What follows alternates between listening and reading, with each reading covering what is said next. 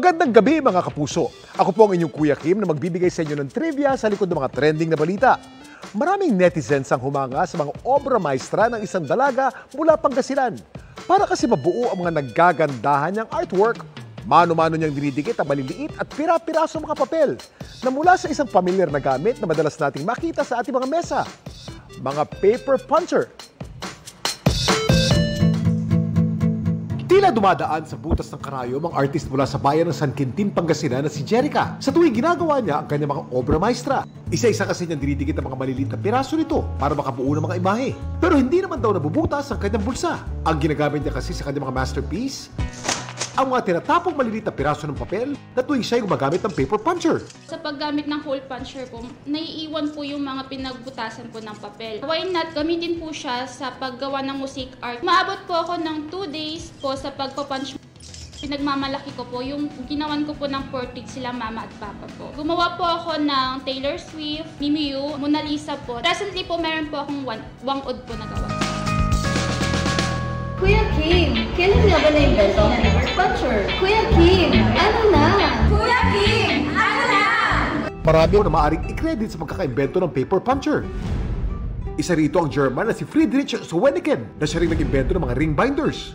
Noong November 14, 1886, nag-file siya ng patent para sa ginawa niyang device na tinawag niyang paper punch for binders na ginagamit niya para maayos niyang mabutasan ng mga paper sa ginagawa niyang binder. Noong 1885 naman, ang Amerikanong si Benjamin Smith ay nag-file ng patent para sa tool na tinawag niyang conductor's punch, ang handheld device na isang butas lamang ang ginagawa. Madalas gamitin noon ng mga railway conductor para butasin ang mga ticket. Pero alam niyo ba, meron palang tawag sa mga maliliit na bilog na papel na tuwing gumagamit tayo ng puncher? Ang tawag dito, Chad. Samantala, dahil sa mga commission hole punch artwork ni Jerica, siya ay nakapag-ipon para sa pang-maintenance sa kanyang ama na may high blood. Sobrang happy po nung nalaman ko na maraming tao po nakaka-appreciate sa gawa ko. Kaya si Jerica gagawa pa raw ng mas maraming hole punch art na isang klase ng mosaic art. Alam niyo ba kung ano ang pinakamalaking floor mosaic piece sa buong mundo? Ang mosaic ay isang klase ng sining kung saan nakakabuo ng mga imahe o pattern mula sa mga pinagdikit-dikit na piyesa gaya ng salamin o bato. Ang pinakamalaking single-floor mosaic sa buong mundo ay makikita sa Museum Hotel Antakya sa Turkey. Ang nagmistulang napakalaking carpet na may lapad na 1,050 square meters. Nadiskubre nito noong 2010 habang tinatayo ang hotel.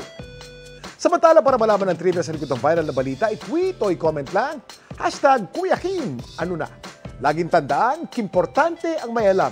Ako po si Kuya Kim at sagot ko kayo 24 oras. Mga kapuso, kimportante ang may alam.